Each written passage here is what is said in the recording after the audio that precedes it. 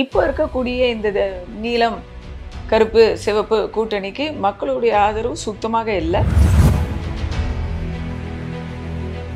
நானும் ரவுடித்தான் அவர் தான் வந்து எங்களோட கூட்டணி பிரமாதம், எங்களுடைய சமூக நீதி அருமை, எங்களுடைய சட்டம் ஒழுங்கு அட்டகாசம். அவர் கூட சொல்லலைன்னா தமிழ்நாட்டில் வேற யாருங்க சொல்லுவாங்க?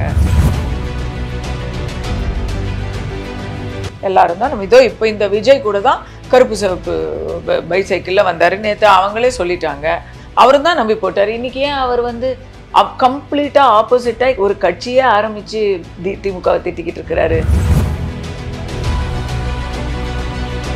இங்கே வந்து பிஜேபியால் எங்களை பீட்டடிக்க முடியாது அப்படின்னு அவர் சொல்கிறத ஒத்துக்கிறேன்.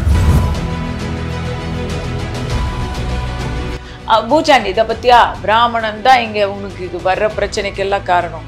ஐயோ சங்கி ஆரிய வந்தேரி அப்படின்னு சொல்லிக்கிட்டு இருந்த வரைக்கும் ஒர்க் அவுட் ஆகிக்கிட்டு இருந்தது. இப்போ அதுடைய நீட்சியாக பிஜேபியை திட்டுறாங்க. பொன்முடி அவர்களுடைய அந்த நிந்தா பத்து ஆபாச பேச்சுக்கு உயர்நீதிமன்றம் கடுமையாக நினைவூட்டியும் இன்னும் ஒரு ஆக்ஷன் எடுக்கல. டெல்லியில் போய் எலிக்கறி சாப்பிட்டப்போ ஸ்டாலின் அவர்களும் திருமா அவர்களும் எவ்வளோ பொங்குனாங்க. இப்போ அந்த பொங்கல் எங்க? பொங்கலே இல்லை, எல்லாம் அல்வா தான் கொடுத்துக்கிட்டு இருக்கிறீங்க, உருட்டுக்கடை அல்வா. எடப்பாடி அவர்கள் சொல்ற மாதிரி ஊரெல்லாம் தேடுறோம் நம்ம. கஸ்தூரி தலைமறைவுன்னு தனிப்படை வச்சு அமைச்சாங்க தெரியுமா திமுக?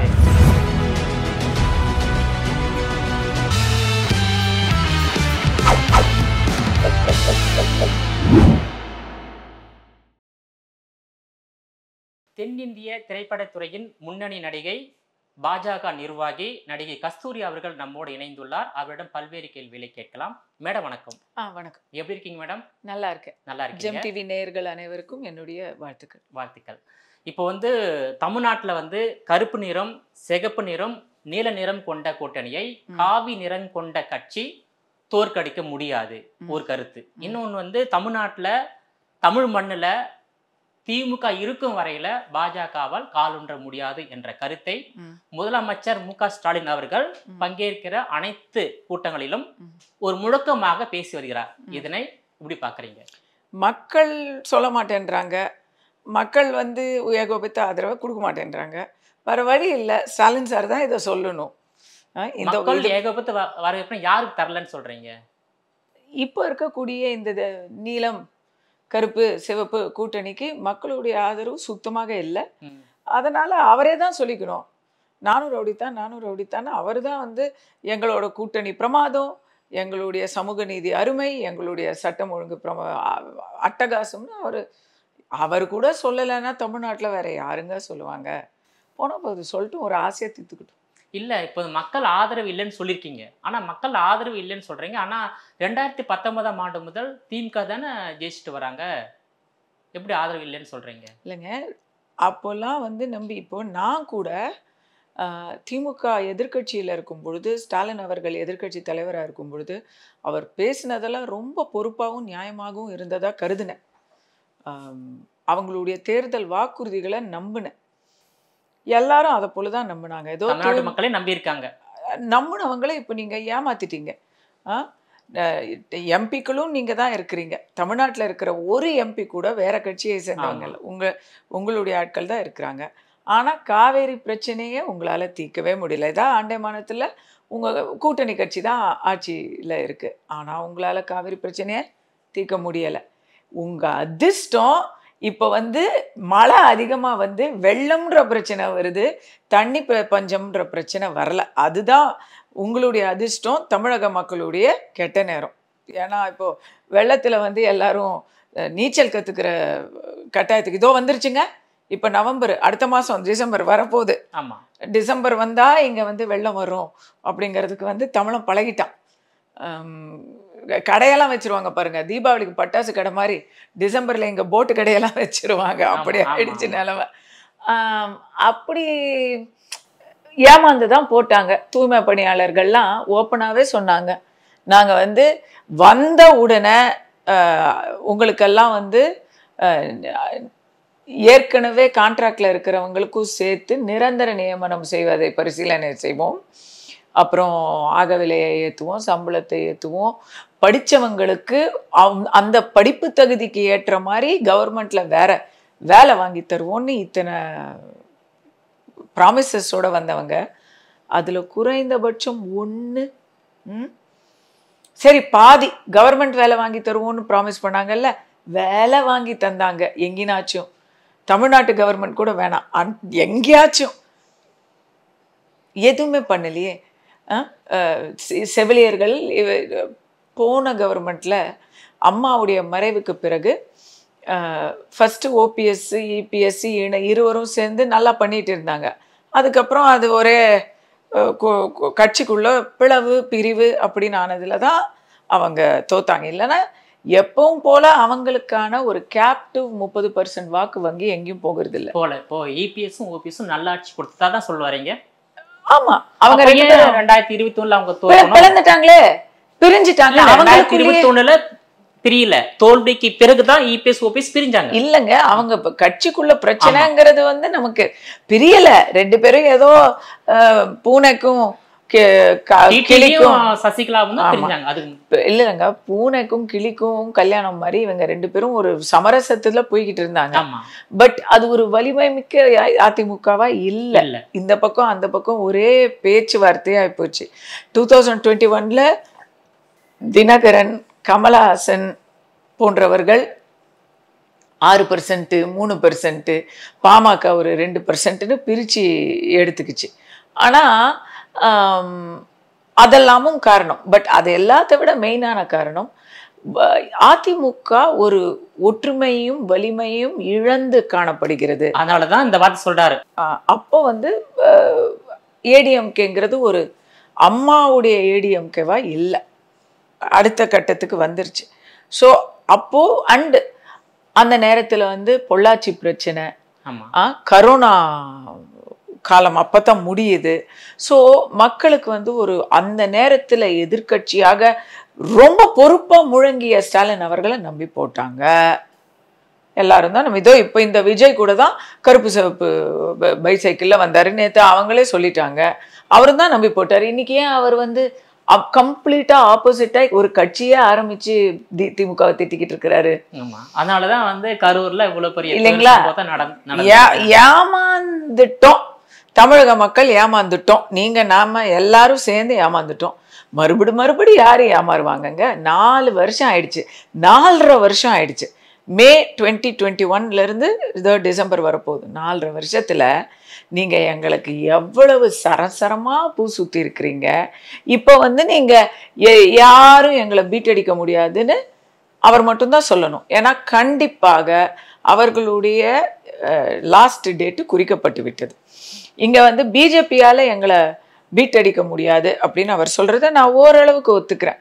பாஜக என்பது தமிழகத்தில் வளர்ந்து வரும் ஒரு சித்தாந்தம், வளர்ந்து வரும் ஒரு கட்சி, வளர்ந்து வரும் மக்களின் ஆதரவை சிறுக சிறுக ஒரு பெருவெள்ளமாக பெற்றுக்கொண்டு வரும் ஒரு இயக்கம். கூட்டணி பாஜக அதிமுகங்கிற கூட்டணி தான் இன்னைக்கு இருக்குது. அந்த கூட்டணி மிக வலிமையான ஒரு சக்தியாக இருக்குது அப்படிங்கிறது தான் உண்மை. அதான் உண்மை. அது அது அது தெரிஞ்சுதான் அவர் அங்க கலர் கலரா வந்து பேச ஆரம்பிச்சிட்டாரு. நீலம் கருப்பு சிவப்புன்னு பேச ஆரம்பிச்சிட்டாரு. ஆனா எதிர்கட்சி வந்து அதிமுக வந்து பெரிய லெவல்ல தாக்கி பேசல. முதலாம் அவர்கள் பாஜகவை தான் தாக்கி பேசுறாரு, எதிர்த்து பேசுறாரு. அதுக்கு காரணம் வலிமையான எதிரிய நம்ம தாக்கி பேசும்போது அவர் அந்த எதிரியுடைய வலிமை மக்களுக்கு மீண்டும் மீண்டும் போய் சேர்ந்துட்டே இருக்கும். பாஜக வலிமை குறைந்த எதிரி கிடையாது. தமிழ்நாட்டுல வலிமை இல்லை, தமிழ்நாட்டுல வளர்ந்து வரும். அதிமுக தான் தமிழ்நாட்டுல ஒரு பெரிய சக்தி. இன்றும் அதுதான் எதிர்கட்சி. பாஜகவுக்கு இன்னைக்கு 4 எம்எல்ஏ இருக்கிறாங்க. பெரிய அளவுல 67 எம்எல்ஏவோட இருக்கிறது வந்து அதிமுக தான்.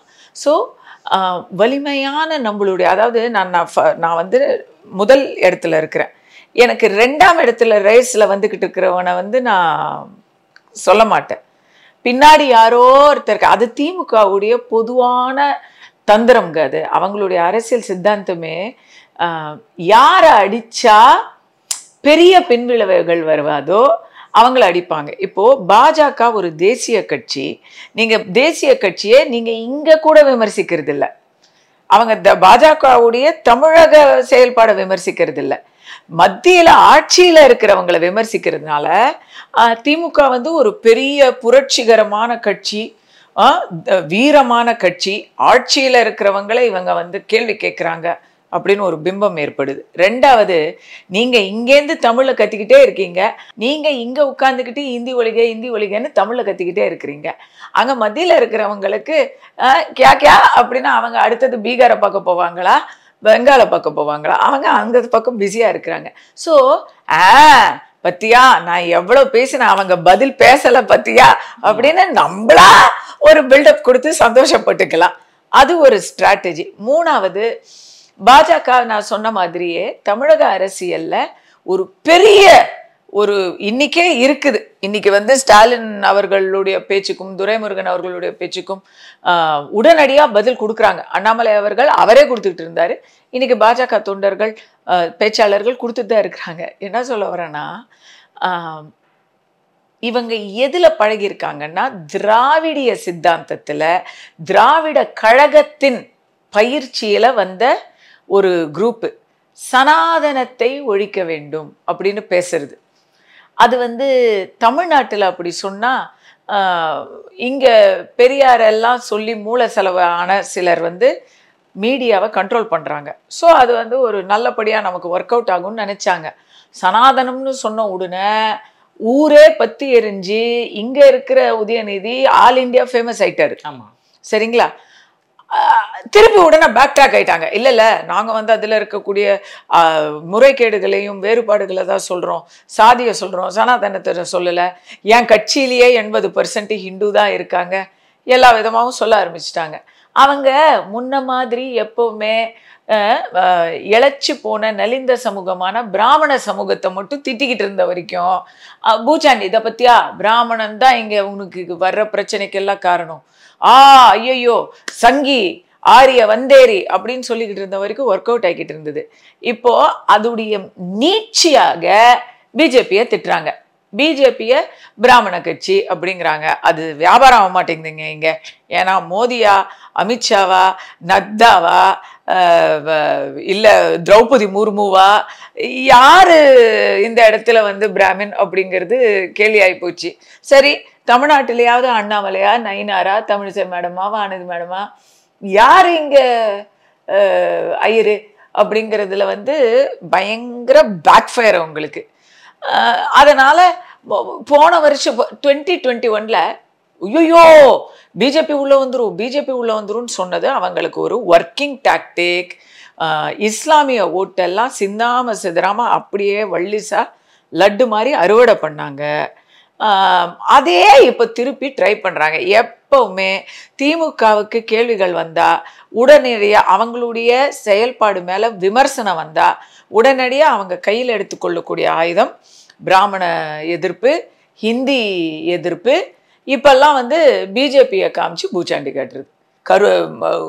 அண்ணா யூனிவர்சிட்டி ஒரு பக்கம், அதுக்கப்புறம் கரூர் அசம்பாவிதம் ஒரு பக்கம், கோயம்புத்தூர் கூட்டு பாலியல் ஒரு பக்கம், இப்படி திருவண்ணாமலையில 2 காவலர்கள் வந்து திருவண்ணாமலையில போலீஸ் போலீஸ், அதுவும் யார சகோதரி முன்னால ஒரு இல்ல யாருங்க, அதாவது தமிழகத்துல வந்து உங்களை கழுவி ஊத்துறாங்கிறது ஒரு பக்கம். இப்போ ஆந்திராலேருந்து வந்து ஆந்திரால மீடியா எல்லாம் மிம்மல்னி கடுகி இస్తున్నారు. அப்படி ஆயிடுச்சு. தென்னிந்திய லெவல்ல ஃபேமஸா சட்டம் ஒழுங்கு நமக்கு இங்க சந்தி சிரிக்குதுங்கிறது நம்ம வண்டவாளம், அங்கெல்லாம் தண்டவாளம் ஏறுது. எனக்கு அதுல வருத்தம். எதுனாலும் இங்கேயே வந்து நம்ம சரி பண்ணியிருக்கணும். அது இவர் கோட்டை விட்டுட்டார், அந்த இரும்பு கரம் துருப்பிடிச்சிச்சு, என்ன பண்றது? ஸோ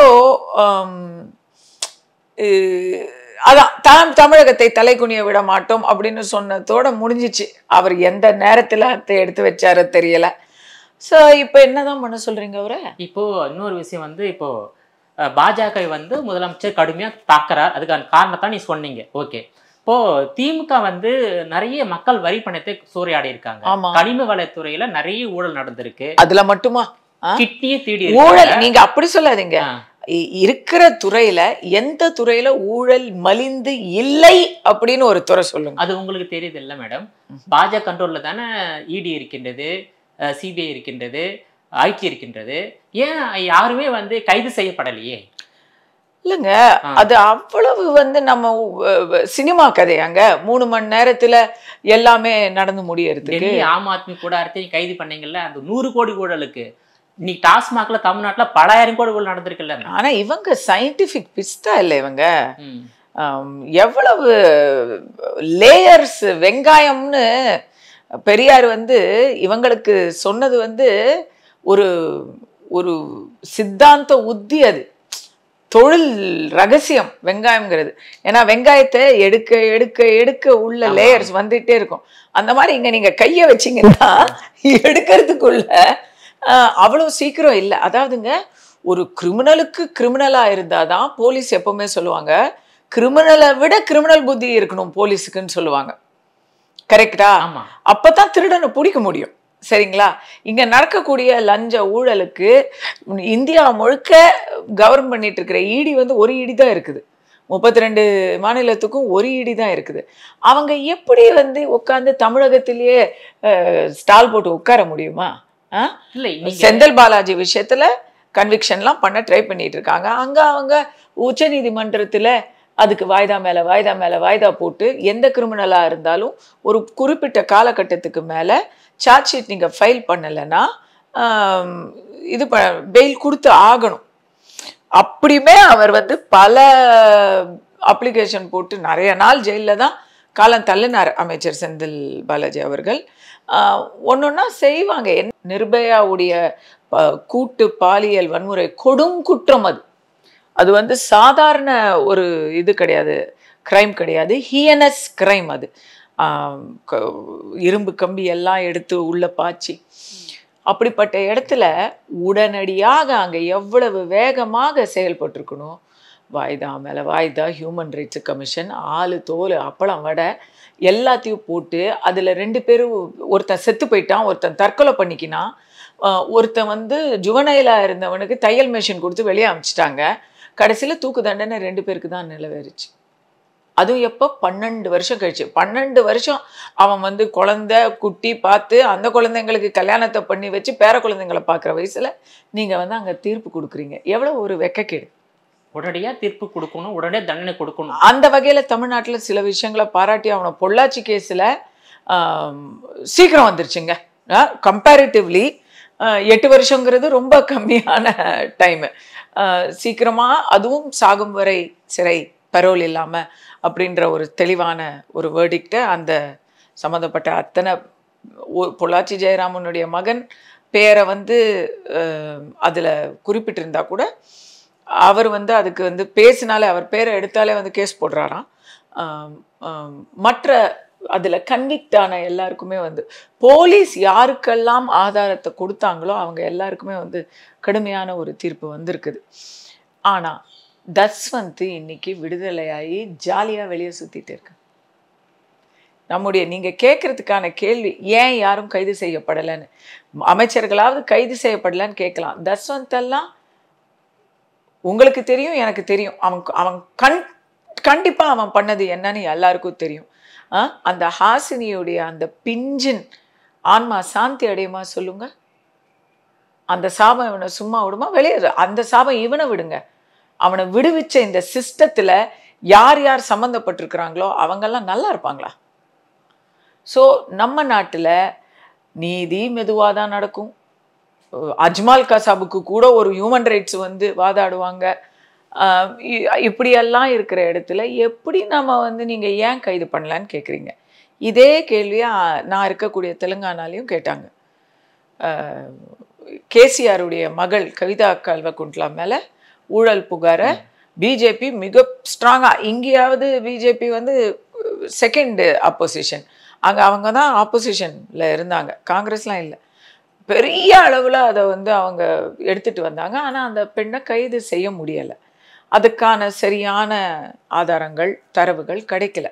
ஏன் அப்படின்னு கேட்டால் இருக்கலாம். என்ன, போலீஸில் வந்து வக்கீலில் வந்து இதில் எல்லா இடத்துலையும் துறையும் சம்மந்தப்பட்டிருக்கு இல்லையா? எல்லா இடத்துலயும் அங்கங்க நிற்கும் இல்லையா?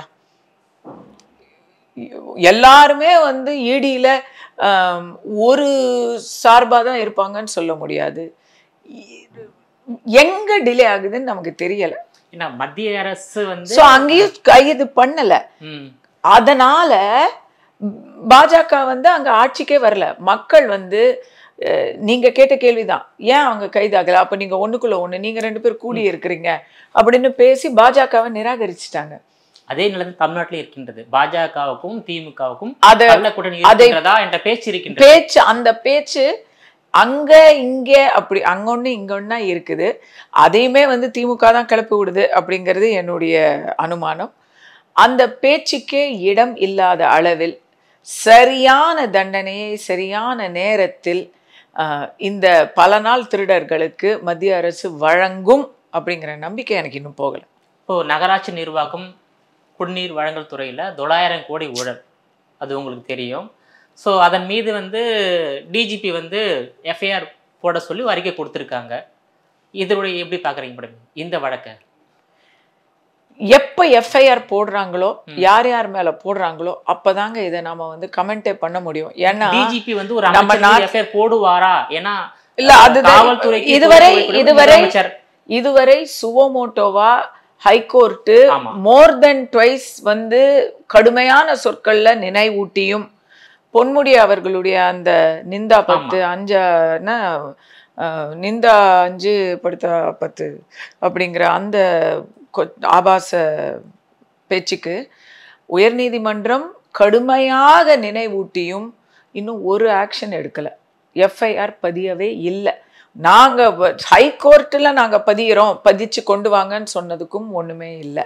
அதுக்கு பதிலாக ரெப்ரசன்டேஷன் தான், இல்லை இதை வந்து நாங்க மன்னிப்புக்கு விடுறோம் அப்படியெல்லாம் தான் வருதே தவிர ஆக்ஷன் எடுக்கல. சிட்டிங் மினிஸ்டர் மேல தமிழ்நாட்டில் யாரும் ஆக்ஷன் எடுக்க முடியும் அப்படின்னு எல்லாம் நான் நினைக்கல. அதை மீறி தமிழக காவல்துறை ஒரு ஆக்ஷன் எடுத்தாச்சு அப்படின்னு சொன்னா அவங்களுக்கு வந்து ஒரு பெரிய சல்யூட் நான் வைப்பேன். அவங்க மேல மக்களுடைய மரியாதை பெருசா ஏறும். காவல்துறைக்கு அழுத்தங்கள் நிறைய இருக்குங்க. சுதந்திரமா இப்ப என்ன போலீஸ்ல இருக்கிற எல்லாரும் திமுக அனுதாபியா என்ன? அப்படிலாம் கிடையாது. ஆனா நாளைக்கு இதே ஆட்சி திரும்ப வந்து அவங்கள முட்டி தட்டிட்டாங்கன்னா என்ன பண்றது? தள்ளிண்டா காட்டுக்கு போயிட்டா என்ன பண்றது? மர்மமான முறையில அவங்க காணாம போயிட்டா என்ன பண்றதுன்னு எல்லாருக்கும் பயம் இருக்கும். போலீஸ் இல்ல, உலகத்திலேயே எல்லாரும் இருக்கின்றதா? ஐயோ, மீண்டும் திமுக ஆட்சிக்கு வந்தா தமிழ்நாடெல்லாம் வந்து தரைமட்டமாயிரும். இது இப்பவே மண்ணுல கொள்ள, தண்ணியில கொள்ள, காத்துல கொள்ள, மிச்சம் என்ன இருக்கு? மனுஷங்களை தான் இன்னும் கொள்ள, அந்த மனுஷங்களை கொள்ள அடிச்சிட்டு இருக்கிறாங்க. கிட்னிய கூட முறைகேட வந்துருச்சு. அப்போ என்ன மிச்சம் இருக்கும்? அதை நினைக்கவே வந்து கதி கலங்குது. நீங்க ஆட்சி மாற்றத்தை ஏற்படுத்தக்கூடிய மனநிலை இருப்பதாக நீங்க உணர்றீங்களா? ஐயா, நான் இப்படி சொல்றேன். 4 வருஷம் முன்னாடி திமுகவுக்கு ஓட்டு போட்டதுல ஜாக்டோ ஜியோ, சாம்சங் உட்பட்ட பல தொழிலாளர் நல சங்கங்கள், செவிலியர்கள், ஆசிரியர்கள், தூய்மை பணியாளர்கள், போக்குவரத்து டிரான்ஸ்போர்ட்டு, பல அரசு ஊழியர் சங்கங்கள், இவங்கள்லாம் இன்னைக்கு வெளியே வந்து அறிக்கை கொடுத்துக்கிட்டு இருக்கிறாங்க. கடற்கரையில் உட்காந்து போராடிக்கிட்டு இருக்கிறாங்க. வள்ளுவர் கோட்டத்தில் தினந்தோறும் யார் போராடிக்கிட்டு இருக்கிறாங்க? இப்போ நான் சொன்ன அத்தனை பேரும் திமுகவுக்கு ஓட்டு போட்ட வாக்கு வங்கிகள். இவங்க எல்லாரும் இன்னைக்கு என்ன பண்ணிட்டு இருக்கிறாங்க? விவசாயிகள். கரெக்ட். இருக்கிறதுலே பெரிய குரூப் விவசாயிகள்லாம் ஒட்டு மொத்தமா 8 வழி சாலை வராது, பரந்தூர் விமான நிலையத்தை பரிசீலிப்போம் அப்படின்னெல்லாம் பேசிட்டு இன்னைக்கு வந்து அவங்களுடைய நிலைமை என்ன?